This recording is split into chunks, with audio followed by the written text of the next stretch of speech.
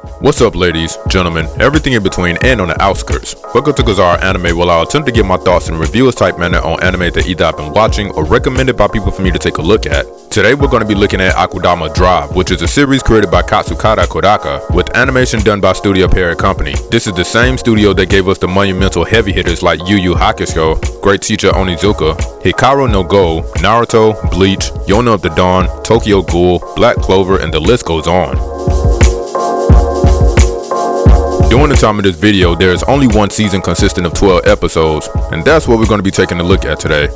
Akudamadrive starts off in this futuristic metropolis of a city known as Kansai with the introduction of this morally good and kind-hearted girl by the name of, well, I'll get into that in a moment.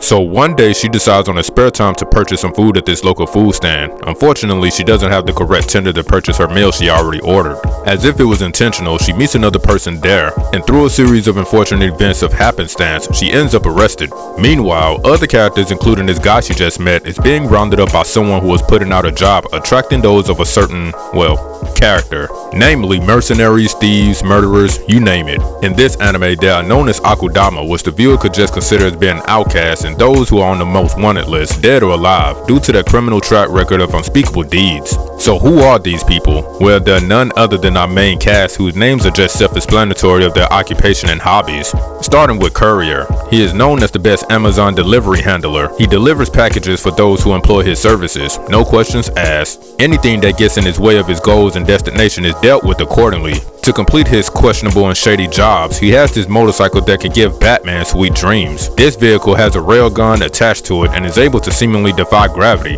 and lastly allows him to turn into Spider-Man by swinging from building to building. It's kinda like that Spider Lady from that Spider-Verse movie. His personality is that of the quiet, brooding, I walk alone type of dudes, but he definitely gets some character development by the end though. Next up is Brawler. He is immortal, that of maximum peak when it comes to his physical prowess. This guy gets his enjoyment out of fighting and beating things to a pulp. His strength is damn near superhuman, although his critical thinking skills is on special needs. Next up is Hacker. He can break into any system or database at ease and has the technology to complete almost any task for any situation.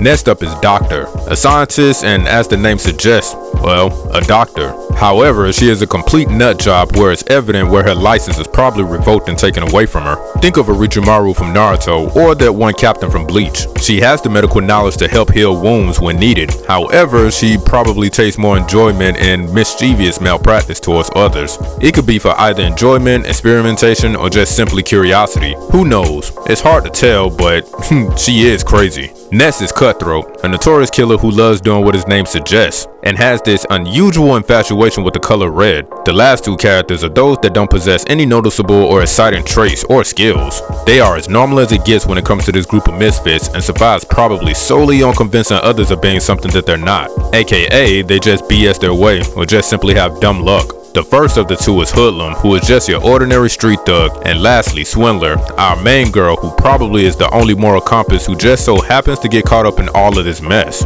As far as society is concerned, these are the most dangerous Akudamas there is, so naturally they will also have enemies, mainly the executioners. These guys are like the police or law enforcement whose sole purpose is to maintain order by offing Akudamas. They are led by a group of questionable and shadowy high figures. To me personally, these guys are jerks, and by the end of the series you kind of see to what extent that they're prepared to carry out their mission, or at least whatever they think their duty of this organization is. Sometimes it would appear that it is crossing boundaries on the level of morality, but I'll let you be the judge of that. The last key figure, or should I say figures, but for now I'll just say one, seeing that is, well, it leads to other things. That figure will be this cat that suspiciously just tend to linger around and somehow finds itself located within the midst of the action whenever something is about to go down. For the sake of this review, I want to keep things spoiler free as I can, so let's just say that this cat is what pops everything off.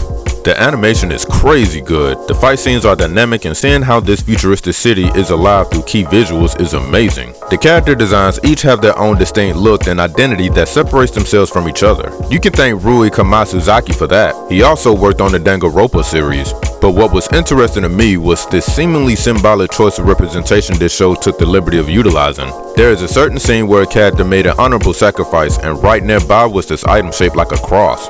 It's almost as if to say that she is just like what the Christianity faith would refer to as their savior when it comes to the Akudamas and regular people alike. Given this character mannerisms and personality, I would say it's kinda spot on. A bit pretentious, but spot on. Akudamadrive's original soundtrack was composed by 3 artists, Nakumara Kuzaku, Shijikazu Aida, and Maika Uichi, who has done music for other anime, notably A Certain Magical Index, along with its spin-offs A Certain Scientific Railgun and A Certain Scientific Accelerator. But here throughout this anime's OST, expect to hear a whole lot of different genres being showcased. From ambient to alternative rock, jazz, electronic dance, and even drum and bass.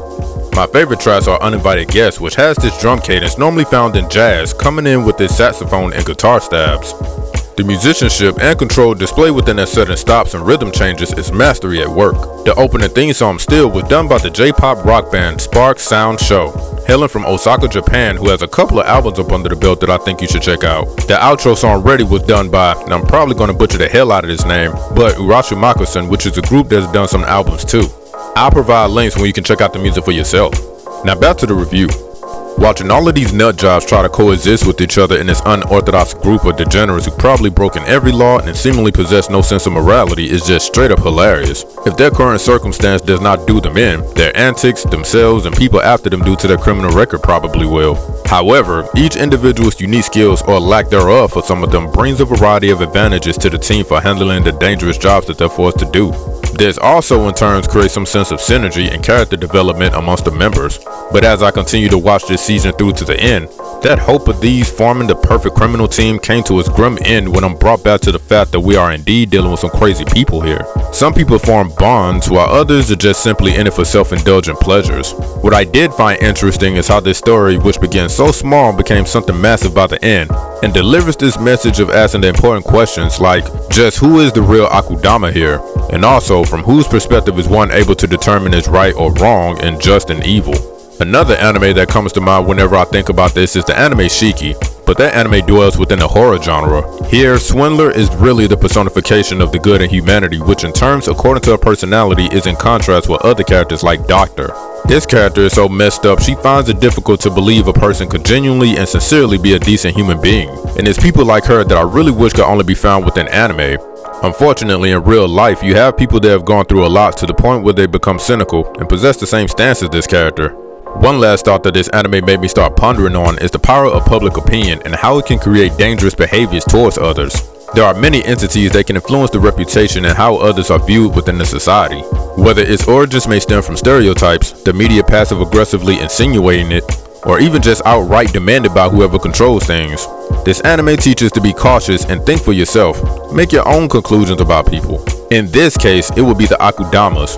Tables can turn due to the ever-changing circumstances, and one can find themselves becoming or even being the very thing that they tried to crucify. Everybody gets a turn. The hunted could become the hunter, and the predators could become the prey. It would be awesome if some people would consider this stance, but you know, they're just wishful thinking. Anyway, you can watch Akudamadrive on the subscription-based platform Crunchyroll. And until next time, peace.